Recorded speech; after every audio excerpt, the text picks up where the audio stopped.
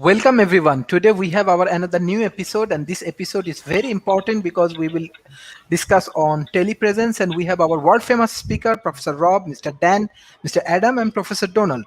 So I want to start from Professor Rob, how you want to analyze today's topic, what type of new innovations you want to introduce for our audience, especially from academia and corporation. They really like our discussions, and especially your great business analysis.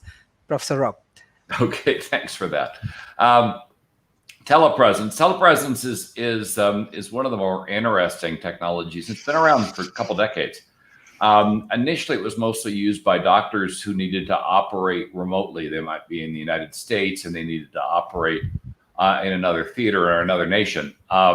In some cases, telepresence was just a matter of providing a camera and direction to the localized doctor who then would perform the operation. That evolved into using Waldos, so the remote doctor could actually do the surgery using a robotic arm. And as we've increased or decreased the latency and increased the bandwidth, the ability to send a very high resolution image to the doctor and then provide relatively rapid and very precise movements for the Waldo have allowed this to expand a bit, but it's still more the exception than the rule. It's used mostly when you have a leading expert, maybe only one or two in the world that are able to do something, or you've got a situation where a person needs immediate care and the doctor just can't get to them and they can't get to the doctor in time.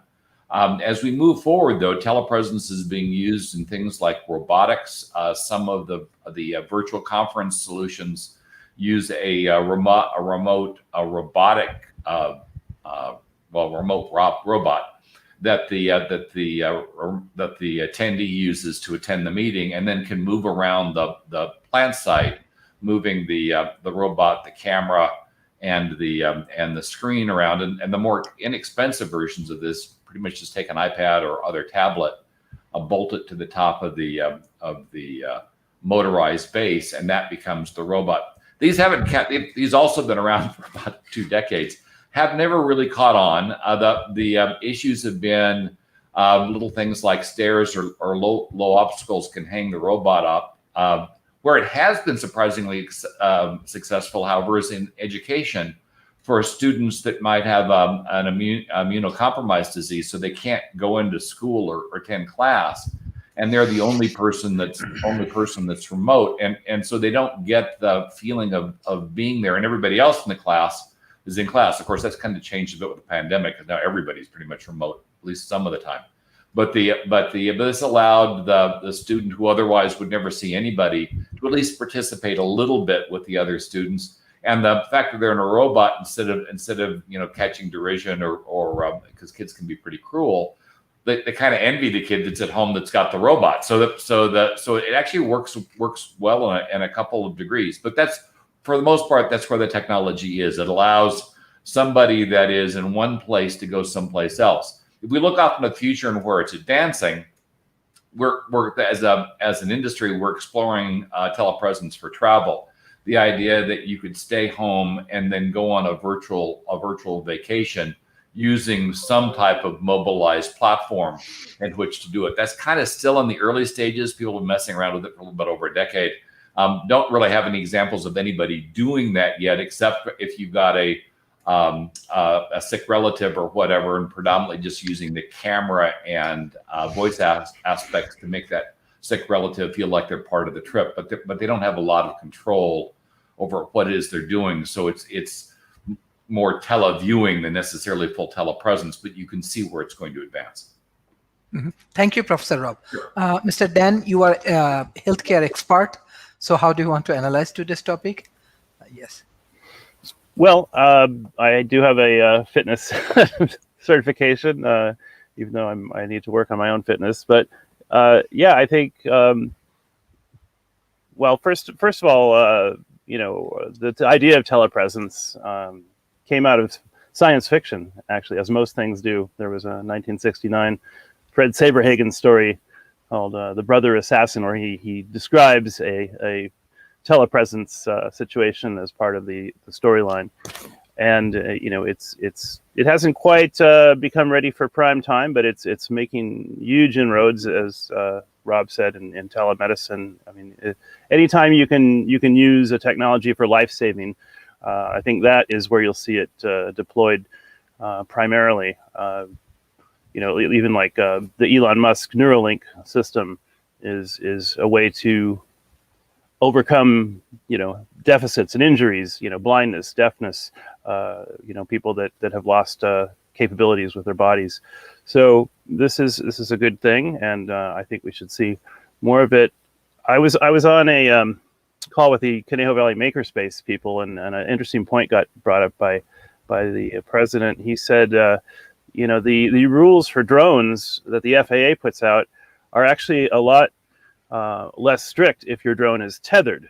So I think we could see a huge industry for drones that are tethered, that can go around your property and do things like security, like firefighting, like discouraging trespassers or unwanted visitors. Even if you needed to put up an antenna, a long wire antenna, if you're an amateur radio person, you could send a tethered drone up, and you could probably get amazing outreach with your communication distance, thanks to the height of the drone and the antenna. I think it's going to be really fun to have telepresence in some of the new Boston robotics drones, which they are making this. They have that dog. It's about $70,000 that can do all the tricks a real dog, even some tricks a real dog can't do. I mean, you could do backflips. You could run 30 miles an hour. That's going to be an amazing telepresence market there. So I'm excited to see what we can do with it for human health and safety applications. And those are just some opening thoughts on the topic. Thank you. Professor Donald, can you hear me? Can you unmute, please? Still showing as a mute condition there. Can you hear me now? Yeah, there we go. Yes, okay. Excellent. I used a different microphone. That microphone died. Well, to some extent, what we're doing right now is telepresence, because it's started out with simple audio, and then as we added visuals to it, it became more as if I'm talking to you rather than talking to the telephone.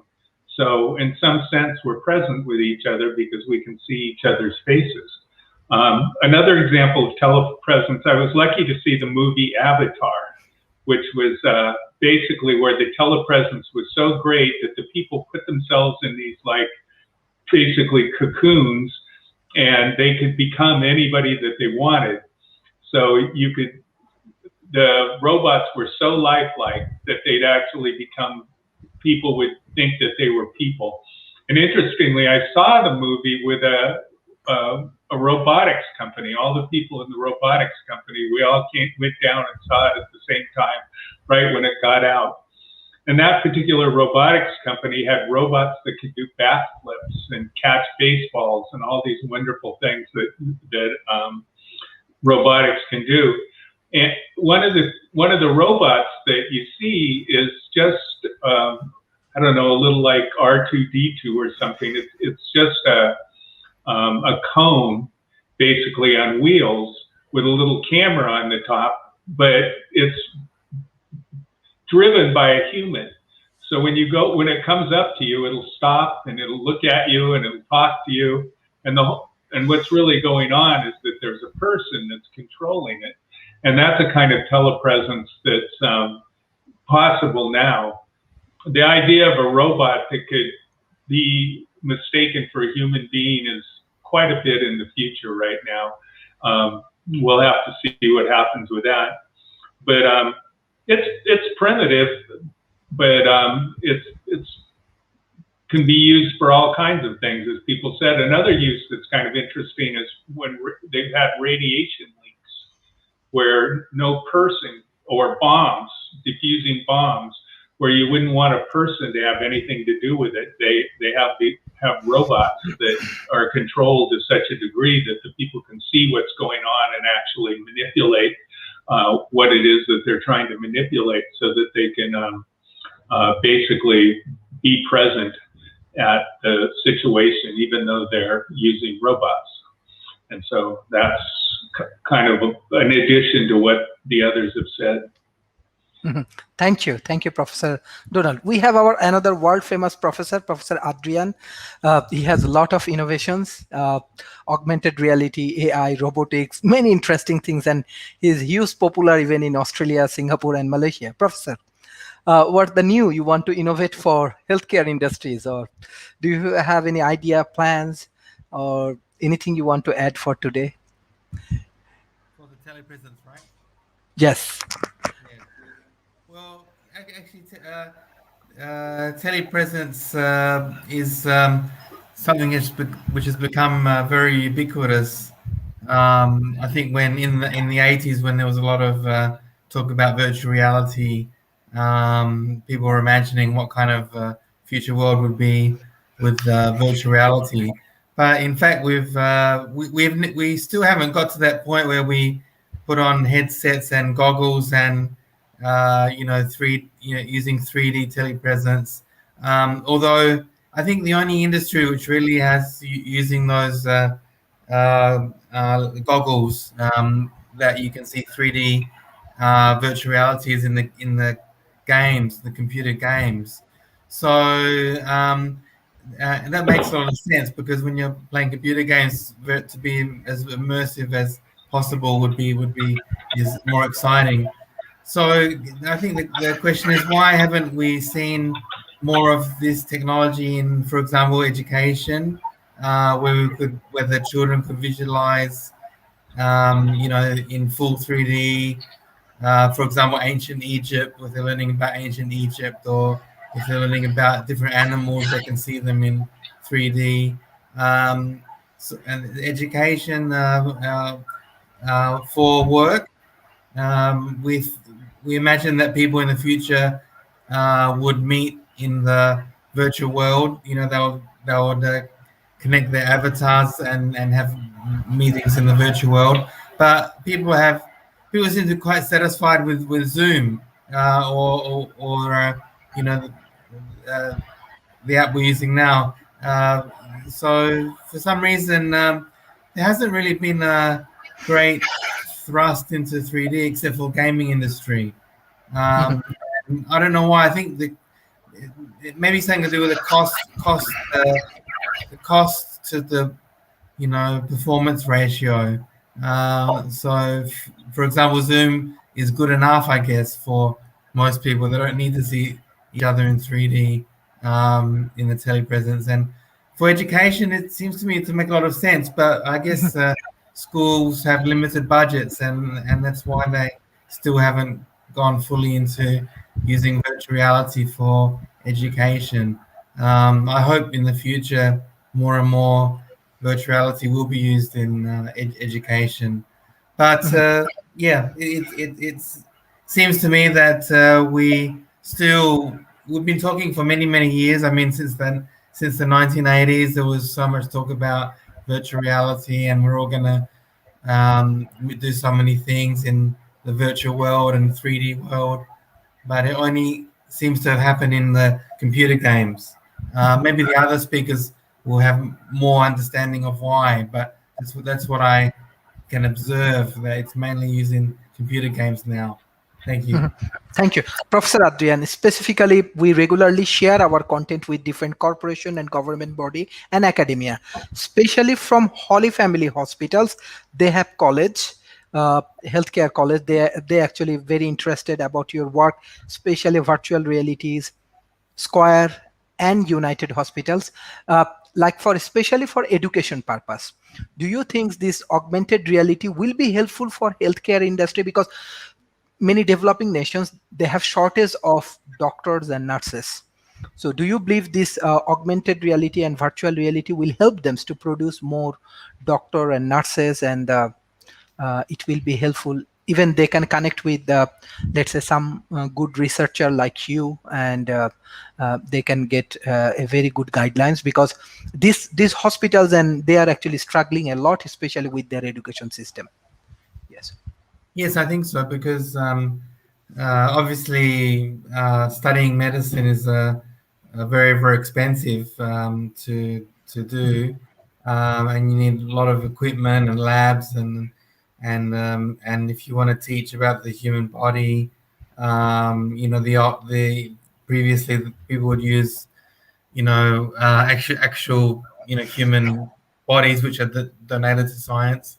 Um, and if we could convert all of the human body to 3D computer graphics, then that would be a great application. In fact, it is being done, more and more around the world for the medical education. That the students will learn about the different parts of the internal organs and in the organs, the muscles, and the body using 3D rather than cutting up the actual bodies or animals or things like that. On the other hand, you probably wouldn't want to go to a doctor that's never seen inside of a human body in for real, right? So we would rather at least sometimes we want the doctors to train on the real humans, right? So there has to be like a balance there, because I think we probably extremely difficult to capture everything in the 3D computer graphics accurately about something so complicated like the human body. So I think yes, virtuality can be used in a very big way and a big help, but at the same time, it's still good for doctors to train students who want to become doctors to also train with real people. Thank you, Professor. Professor Rob, you are discussing about robotics and different technological integration in the healthcare systems and telepresence. Do you believe that robot can replace human as in the healthcare industries? Reality is that even the COVID situation, it's already proven that we have a lot of problem in healthcare system, especially developing nation. Every country faces a lot of challenges, but how robotics and this kind of technology can be helpful for this healthcare system? And beside that, what is the preparations of the big corporations, actually how they integrated with these developing nations or Asian countries? Well, we're kind of doing a drift on topics. The topic is telepresence. We kind of drifted to AR, VR, and pure robotics, which are different topics and subjects. They're somewhat related because you use some of the same technologies. But with telepresence, really telepresence is the act of putting yourself virtually in a different place and feeling like you're there. The ultimate telepresence would be that movie Avatar that was brought up earlier, where the individual was put into a container and then felt and lived as if they were in a very different body and a very different race. That would be kind of ultimate telepresence. Where it works in healthcare, medical telepresence is you can remove the doctor, a limited resource, from the operating theater and have them be remote, so they won't get infected. As the virus mutates, even vaccinated people are now catching it, and some of the infections have been severe. And what you don't want is if you have a limited number of doctors and a high percentage of them who are working on infected patients, they get sick and can no longer perform. Then you're in real trouble, because you no longer have the medical staff to work on the people that are sick. The doctors have been disabled by the disease. And so if you were able to use telepresence and robotics, so the doctor could visit the individual. I'll give you an example here in Bend. When I go in for a doctor's visit, the doctor still visits me, but the doctor's assistant visits me through telepresence. A robotic cart comes in that's driven by a tablet, and that remote assistant takes down all the notes, does all the other stuff, but is never in the room with me. And so if I've got COVID-19, little or no risk of catching it unless it moves through the air conditioning system. And in most medical institutions, the air conditioning system is filtered and rigged so that pathogens can't move through it. I've got a similar system here in my house. mostly just to get rid of the dust. But they're very effective if you get the filtration down and fine enough, and that way it allows a doctor, a nurse, somebody that doesn't necessarily have to be in the room for you to do a diagnosis or to take notes, to do that remotely. And with robotics, with articulating arms, the doctor can interact with you. I'm not sure. There's certain procedures the doctor does. I'm not sure I want a robot to do to me yet. But we won't go into detail of what those procedures are. But they are part of a regular annual examination. But at the end, the robot, the doctor stays safe, and the robot can be disinfected with pretty toxic disinfectant without getting anybody sick or putting anybody at risk. And so that makes a huge difference during a pandemic like this. I'm really kind of surprised we haven't moved more aggressively to using robotics and telepresence, only because of the risk on the medical staff. And here in the United States, we've got that weird thing, because we're being made fun of, I know, by other countries because of this. We have a large number of people that are not taking the vaccine in the medical community, which is creating a fairly significant problem for us right now. So keeping those people remote and allowing them to use a telepresence could allow them to keep their jobs, because we're implementing vaccine mandates here, and otherwise they won't be able to work in many hospitals, an increasing number of hospitals. And so that allows you to retain the talent that doesn't want to get vaccinated or maybe can't get vaccinated, and still allow them to work in a healthcare organization by using these remote robots and telepresence to make that happen. So it's one of the technologies that I think during the pandemic is being severely underused. It's not inexpensive, because some of the robots are pretty costly. The articulated ones are for the most part converted industrial robots still. I think Donald was talking about Boston Dynamics that has the advanced robots that can do flips and catch balls, and then they're all the fun videos about people abusing the robots and the robots fighting back, which I kind of enjoy. But that's a different set of technologies. One other place that telepresence shows a great deal of promise is in areas in military and mining. We use them for bomb identification and disarming in military and civil defense. There are robotic weapons platforms that are also in use that use a remote operator as well. And Russia's been particularly aggressive at the latter in terms of weapons platforms. And then mining, the equipment that can go into a mine in unsafe conditions, and potentially eventually do much of the mining to get the people out of those unsafe conditions and reduce the healthcare costs, is also an area that's being explored. Miners are relatively inexpensive, and for whatever reason, the health costs associated with them don't appear to be rolling up in a lot of areas to make the robots cost justifiable. But expect that's an area that's going to expand a lot, because in any hostile environment, our telepresence is particularly useful, because it gets the human out of that hostile environment, and the robot is replaceable, the human is not. So a lot of work going into areas where you really don't want people if you can avoid it. And then, as I mentioned, with regard to healthcare and hospitals, particularly during the pandemic, allowing people to work on infected people, or even continue to work if they are infected or unvaccinated, using telepresence and robots. Thank you for your excellent analysis, Mr. Dan.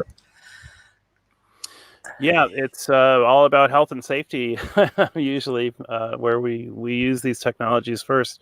And we are in a more dangerous environment with the spread of novel pandemics, and I remember we had the potential nerve gas alerts where you need to duct tape your house, and the color coded safety levels, at which they've gotten rid of, but there used to be a Department of Homeland Security color coded alert system where it was either elevated or high, or different colors. But so the need for telerobotic operations is real, and it's going to stay with us. And it's not just happening at the scale that we're used to, of large objects. There are telepresence systems that work at the molecular level.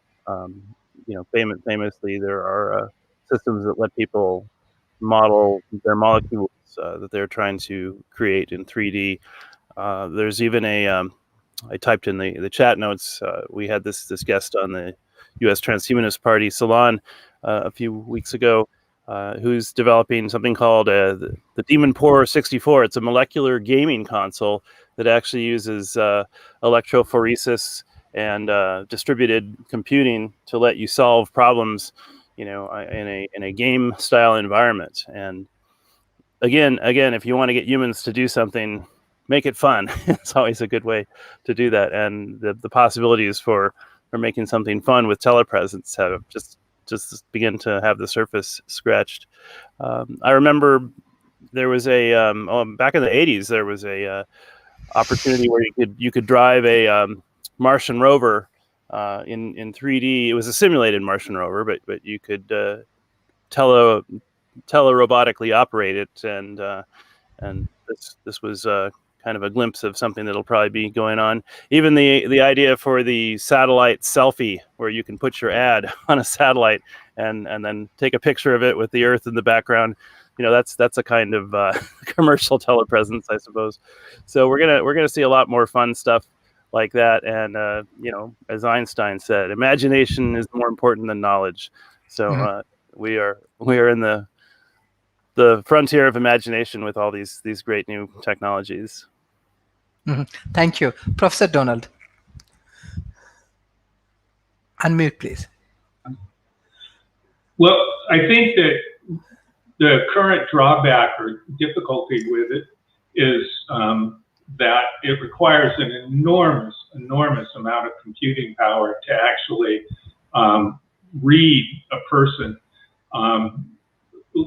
You can think of how many bits that have to come when you're looking at a flat two-dimensional thing like we are right now. Well, it's exponentially more to be able to do it. And how are we read? We're read with these simple cameras that are two-dimensional. So the technology to really make it, to read what we're doing multidimensionally so that we can basically teleport to another place is, I think it's not really quite there yet. But Moore's law still is in effect, and there's going to be a point where the ability to compute is going to intersect with the challenge that we have. No one's mentioned Horizon workrooms yet, and Horizon,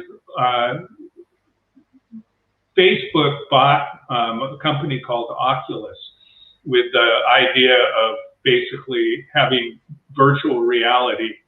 And the Oculus things are so expensive, and it's even difficult to get games that can work in the 3D because of the problem that I said. There's just so incredibly much data that has to go back and forth.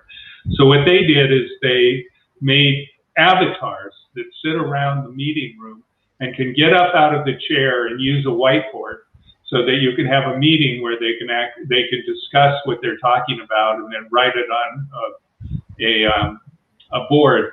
So it's a telepresence because you pick a particular avatar that represents you, and it moves and acts along the way that you're moving, and can work to a degree so that the avatars are having a meeting where people can discuss things and then get up out of the chair and write on a whiteboard. So that's kind of, I think, a stopgap way of having telepresence in the way that ultimately we'd like to be able to see where, like we be having this discussion sitting around a table. I mean, one thing that's hard about a discussion like this is in a real discussion, we have clues that we use for each other to know when it's somebody else's turn to talk. And that's very difficult to happen here. I think it's more dynamic and exciting when people say something, make one sentence, and somebody else responds to that particular sentence. And you can have a real discussion with back and forth.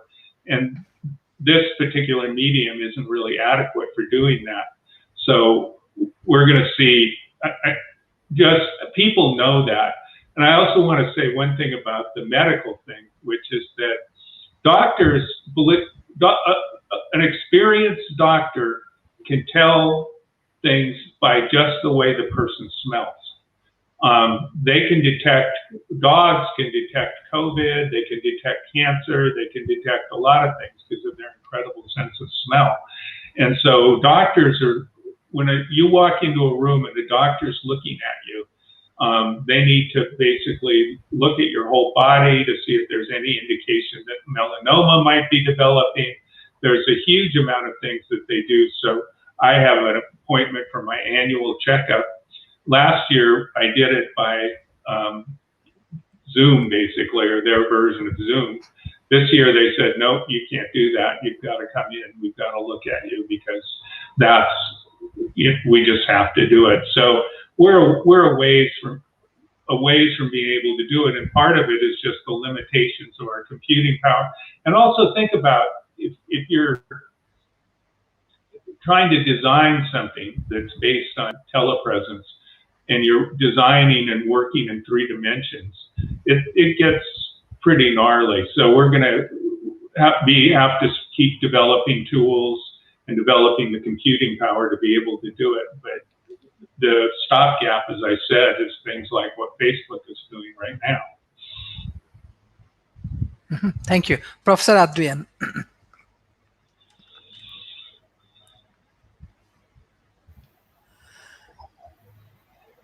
Yes, yes. No, we are just middle of the point. I know that you are busy. Even your physical condition is not good. But thank you for joining.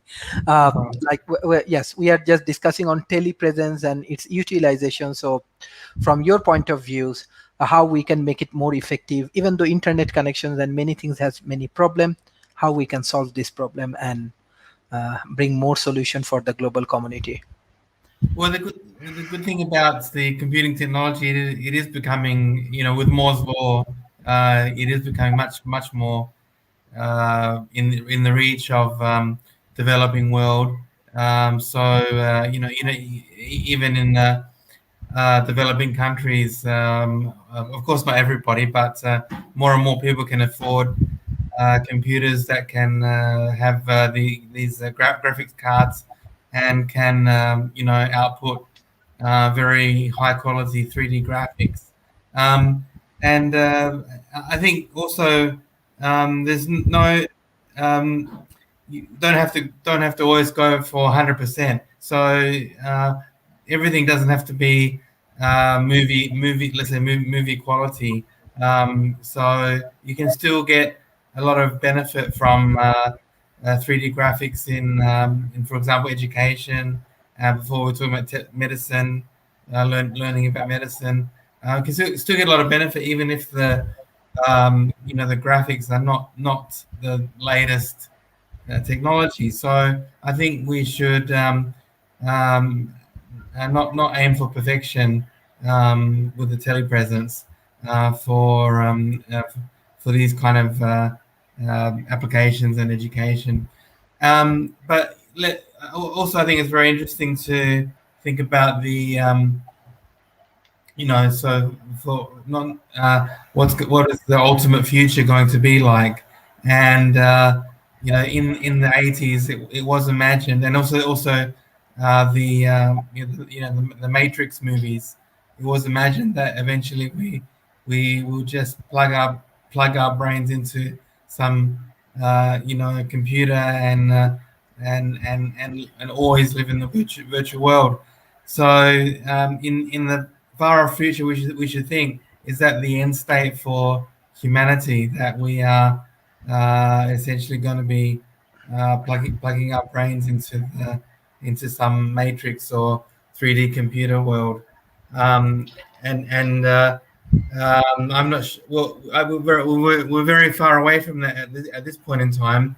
But it is good to think about that, to think about where will be the end point of all this technology, and do we want to go there, or is that not a good thing for humanity? Thank you, Professor. Professor Rob, just one thing I'm just thinking, like as there is a shortage of quality doctors, Yes. And healthcare definitely has to improve. Yeah. And we are discussing on telepresence. So even I saw from the developing nations, if somebody becomes sick or anything, right away they move to New York or Singapore or London. It's regularly happen. But if we can utilize these technologies, as well as if some good hospitals or healthcare professionals, they support from, let's say, from USA or from Singapore for these developing nations patients, do you think that it will be helpful, or we have to think alternative? Well, looking for charity to fix a problem like this probably is I No, mean, I'm not talking about charity. Actually, definitely, okay. it's 100% business model. Definitely, if when they go to, let's say, London or India or Singapore, they definitely pay.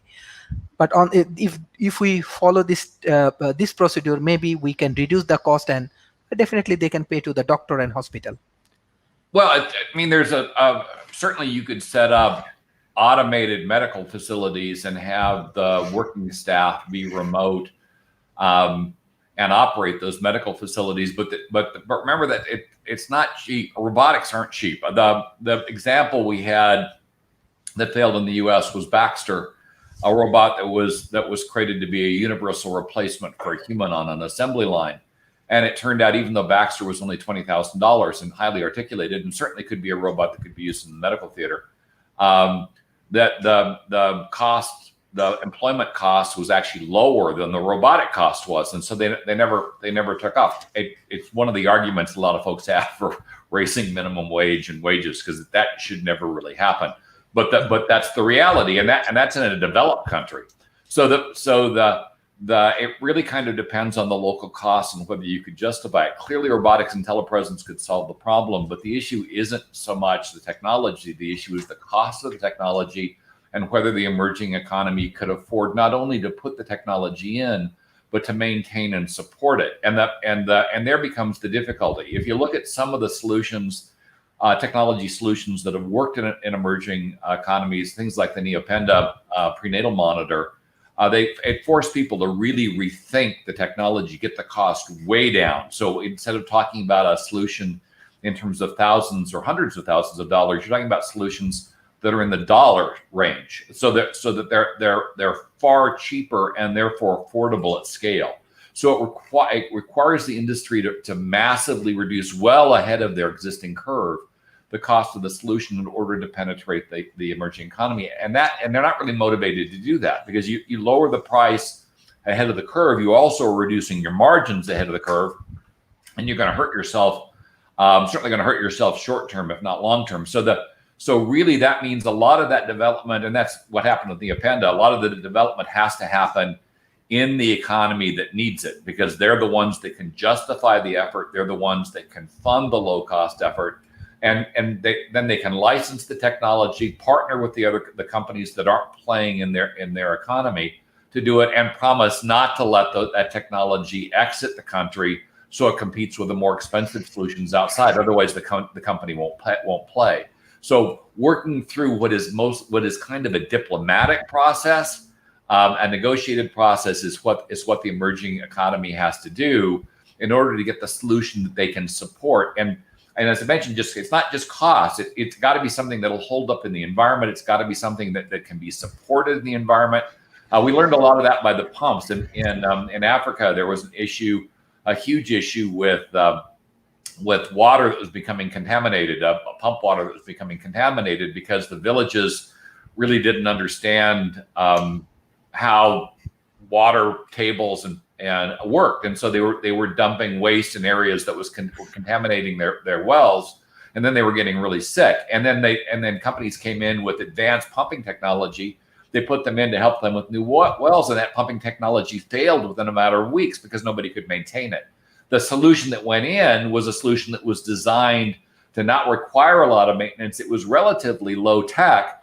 And it went in with a lot of education to explain how the heck you had to keep waste away from the water sources so they didn't get contaminated in the first place. And that worked and it held. But it required a solution that was designed specifically for the problems occurring in the emerging economy. You couldn't just take a solution that was advanced and developed for a developed nation and just drop it into the to the developing nation, because it wouldn't hold up. You couldn't support it, and you still didn't deal with the underlying problem that they had, that the developed country did not, with regard to separating waste from the clean water sources. So, but once you understood the problem, you could do it. And that's the same thing here. You have to analyze the problem, recognize that there are huge cost and maintenance issues, and then from the ground up, design a solution that meets those underlying requirements and still allows for adequate, not super advanced, but adequate telepresence capability, so that the local economy can afford not only to put it in, but to maintain it once it's in place. Thank you, Professor Rob. Mr. Dan. It occurs to me that a rudimentary kind of telepresence in a health and safety situation that I've been involved in is in the environmental field, when we have people going into what are called confined space entry situations. And in that case, you have the person hooked up to a body harness and an extraction device. So if they become immobilized or pass out, and they're in a situation that's not safe for other people to enter, you've got the capability to pull them out physically from that confined space situation.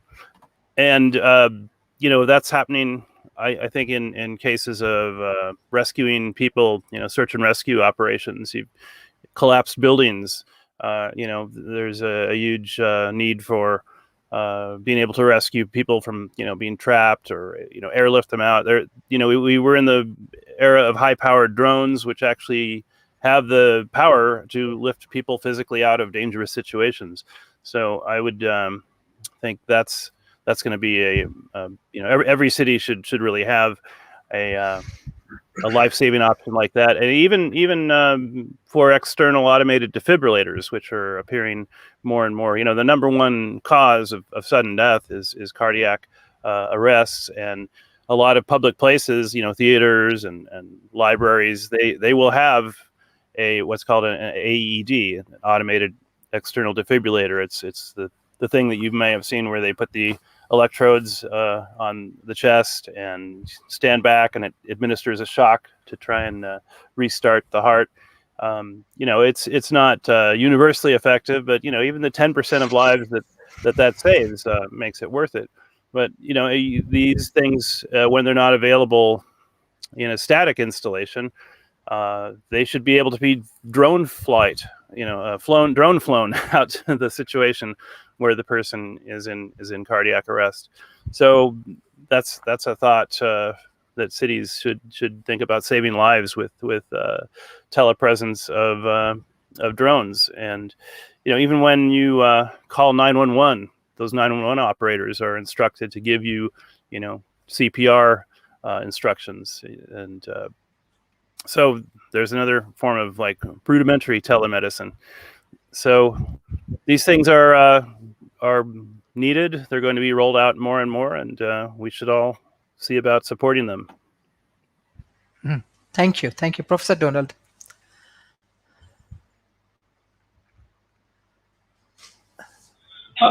Well, I think that one interesting thing about telepresence is that we can start using it to research human behavior. I'm part of a group called the Oasis Group at University of Oulu in Finland, where we study what's called persuasive technology. And that's technology that changes people's thinking or behavior. And of course, one of the main bigger companies in Oulu is Polar, which is a heart rate monitor company that tells you how many calories you're using, and it's common in exercise bicycles at gyms. So they're very interested in what you can do to increase people's health behavior. And I know that my wife is a primary care nurse practitioner, and a lot of her job is trying to get people to change their health behaviors, because the most common ailment that she sees is diabetes, type 2 diabetes, which can actually be mitigated quite a bit by losing weight, stopping eating sugar, reducing the amount of carbohydrates, and exercising is really a key to doing that. But how is it that you talk somebody into doing that? there's been studies that show that when people get that advice from a doctor, it's much more, they're more likely to do it than they are if they just read it in health magazines or whatever particular medium that people use to communicate health behavior. So right now, Dan typed in that into the chat box that 60 to 70% of human communication is nonverbal behavior. I've seen that number, and I know that that's iffy. It might be more, it might be less, because it's very difficult to quantify. And so one of the things that telepresence can be used for is researching and trying to understand what it is that people are actually responding to, and so one of the things that's on the road to doing that is trying to figure out how we can use what we have now, which is fairly primitive compared to the avatar type model, to be able to help people change their behavior. And that's the key in medicine is to try and get people to act in ways that are positive for their own health and be able to understand and believe what they're hearing. And so that how we persuade people, and because we're always persuading each other. I mean, we're talking right now and we're each saying things, and we have an audience, and we're thinking that the audience might listen to what we're saying and say, oh, well, gosh, I'd like to get into research on that, or I'd like to start developing software to do that, or start a company that starts using this information. So in a way, we're being persuasive even when we're talking on this system. It's something that human beings are constantly doing with each other, and it's something we have very little understanding of. So I think that telepresence can be an incredibly great research tool. Okay, thank you. Professor Adrian, you're up. It looks like Sharif is frozen. With a smile on his face. Yes, he's frozen. So Adrian, you're up. You're muted. I'm next? Yep. Okay. Well, yeah, I think that was some very good points there. And I also not sure about whether it's very difficult to quantify. Oh, now Sharif's gone.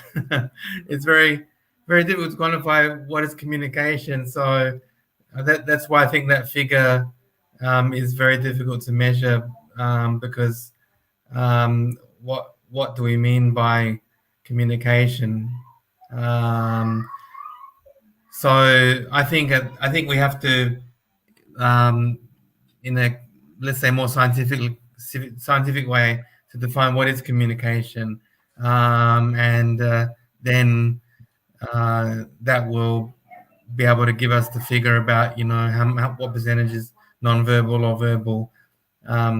Because I mean, if you look at communication from an engineering perspective, it can be easily defined, and there's no emotional component to it at all. So I think we have to think about that for human beings as well, before we say what is the percentage which is non-verbal.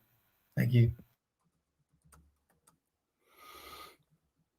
Okay, it looks like I'm up again because Sharif has vanished. We probably should move to our closing remarks, because I don't know what's going on with Sharif, and that way we can hopefully conclude by the time he gets back.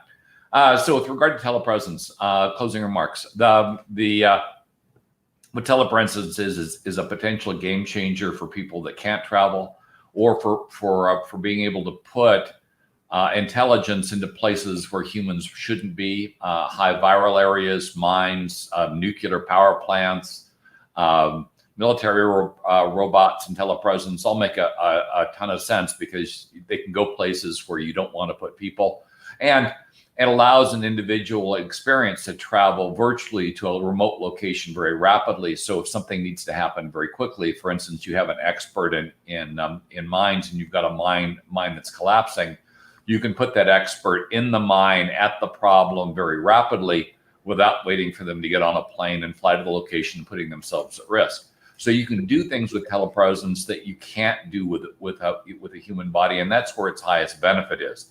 It's a way of moving from one location to another, placing a human intelligence in that location that has a particular set of skills. Oh, suddenly a movie popped into mind. A particular set of skills, and and make that work without incurring the cost of travel or putting that expert at risk. It's really kind of where we're moving, and I can certainly picture a future for a whole lot of us never travel. That we travel virtually. And we're already kind of doing it with regard to this meeting. I mean, here's a bunch of folks from all over the world, and we're all chatting together without leaving our space. Since Facebook's solution has been brought up a couple of times, I will point out that I'm on record saying that their solution is stupid because it misses the point. When you are capturing a particular event, when you're implementing a solution, you really have to define the problem first. And Facebook's solution doesn't really address the problem, which is social interaction that's missing from those meetings, not the ability to sit behind a desk and look at a blackboard. Most of us that have been in this business for a long time have found that meetings in conference rooms are a huge waste of time and not the way we prefer to collaborate. And yet Zuckerberg particularly missed that meeting, probably because he wasn't attending one of those conferences. So at the end, keep focused on what telepresence can do. What it doesn't yet do is convey some of the deeper emotions, or nor is it fully addressed, though we've tried, the side conversations and personal interactions that occur after meetings or at dinners, which has been kind of the problem with conference solutions like this one, is you're not developing the friendships or other relationships that you might develop if you were there in person. And that's the problem we need to correct if we really are going to move to these virtual forums and stay here past pandemic windows. But in the end, telepresence can really save lives. It can not only the lives of the people that are being addressed remotely, but the lives of the experts that are trying to help them. And that's probably its best function. So those are my concluding remarks for the session. It looks like Talib's joined us now. Yes. Professor Talib, can you hear me? I can hear you. I'm sorry. Okay, thank you. Today and tomorrow. Okay. Professor Talib, can you hear me now? Yes, can. Yes, Professor, we are discussing on telepresence. Yes, we are discussing on telepresence, and you are a very respectable man who actually handle government and corporations.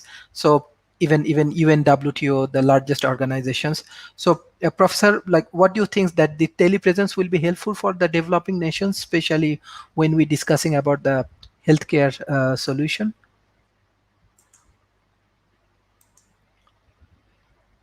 Oh, sorry. I'm so sorry. No problem. I'm so sorry. Please. It's not working well. Please continue. Connection is not working well. Could you repeat the question, please? We are discussing on telepresence. So how we can provide healthcare services to telepresence. This is our objective. So what do you think? Is it helpful for developing nations? It is indeed. It is indeed. But I think the most important part is not just telepresence. It's how governments cooperate together. How governments must work together. If governments don't work together, nothing is going to work. Because no action of any particular government alone is enough. I believe in travel and connection. People cannot connect with each other unless there is harmony in the system and the protocols. So that's what I want to say for the time being. Thank you. Mr. Dan, what's your concluding remarks? Well, it's kind of a nice follow-up from our previous session about mixed reality, augmented reality, virtual reality, because it's great to have access to that. But if you can't manipulate the world along with that remote access, it's kind of frustrating. But there's a quote from Ben Franklin that I like. He said, "Tell me and I forget, teach me and I remember, involve me and I learn." So telepresence is going to give us the fulfillment of his quote, for more people to be involved in things remotely, instead of just hearing communication and then maybe they don't care, or they don't remember, or they forget. So that's going to be an exciting frontier for telepresence. And yeah, I think I'll just close on that on that quote. He's one of my favorite guys. Thank you. Go, Thank Ben. you. Professor Donald, what's your concluding remarks? Well, I want to really echo what Rob said. When I go to conferences, I learn the most in bars, not at the people giving us the thing. Because when at a scientific conference, scientists when they're giving presentations limit themselves to the actual research that they've done. But in a bar, they'll tell you why they're doing it, what they actually think about, why they're excited about it, and what the frontiers of their subject is. It's just far more enlightening. And it goes back to something that I say practically every show, which is about serendipity. How much that we wind up getting in our life by just randomly meeting somebody we didn't expect to meet, talking to somebody next to us in an airplane, things like that, just amazing little flashes of insight that we get. And I'm folding that into the basic thing, kind of what my interest is how it is that we really are interacting with each other, what we're really doing. And I think that telepresence is a fascinating tool to be able to use that. And as we get better at it, we're going to get better at medical uses and other uses of it. So any use where we're interacting with each other, as Rob pointed out, the new Facebook thing's really pretty silly.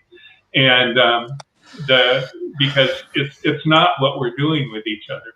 So I think it's one of its incredible uses is to be able to research more about humans and what we're actually doing with each other. So I think that's one of its great values, and that's how I'll conclude. Thank you. Professor Adrian, what's your concluding remarks? And I have actually one question to you, especially as you are innovators of AR, VR, robotics. Do you think that this kind of technologies is affordable in developing nations, or even I believe that you have strong connections in Malaysia, Singapore, and many Asia Pacific countries. So is it affordable for them, like what you are invent? Well, I think very, very much the price of these technologies are becoming cheaper and cheaper. And I think, well, for Malaysia, especially Malaysia, I know very well because I lived there for many years, worked there many years. Definitely it's affordable for a lot of the population. However, yes, you have to, we have to admit in the more rural areas, it is difficult. Maybe there's no internet even in the more rural areas. But I think for the vast majority of the population in Malaysia and similarly developed countries, virtual reality is in reach of children and young people, and even in cases where, for example, in a village you might not have so much money, but you might set up a computing for the children in the village, for example, and I think this can be done also with the help of sometimes government funding, especially in those rural areas. So I think not only that, I think the content creators will come from developing countries because There's a lot of creative young people in Malaysia, in Southeast Asian countries, and they will become the content creators in the future. So the salary is also cheaper, so they can also work for US companies and produce high quality work, I think. Mm, mm. Yeah, this is excellent idea. And beside that, I know because I work for few largest corporation in developing countries, especially let's say for United Group, Tata Groups, and they actually develop their own villages right now, their own city. And when they develop their own villages, I personally developed the city with the help of United Trust, and same even there is no difference like India, like Malaysia to Bangladesh. Even it's a remote area, but largest corporation, they're developing different city and village and everything. So that's why I believe that money wise, there is not a big problem is that like we need to connect all of the things. Definitely this kind of largest corporation, those who investing in the remote area, they can utilize this content. And I'm sure there are modern hospital, modern schools, modern college, and I'm sure if everybody visit this kind of city, you will be impressed that they are really modern. So we need to connect with this kind of largest group. Maybe they can utilize your innovations and everyone innovation. Professor Talib, can you hear me? I can hear you now. I'm sorry, the Yes, Professor. connection is not very good. It's Yes, the computer Professor. on south of Spain. Yes, your concluding remarks, Professor. What are your concluding remarks?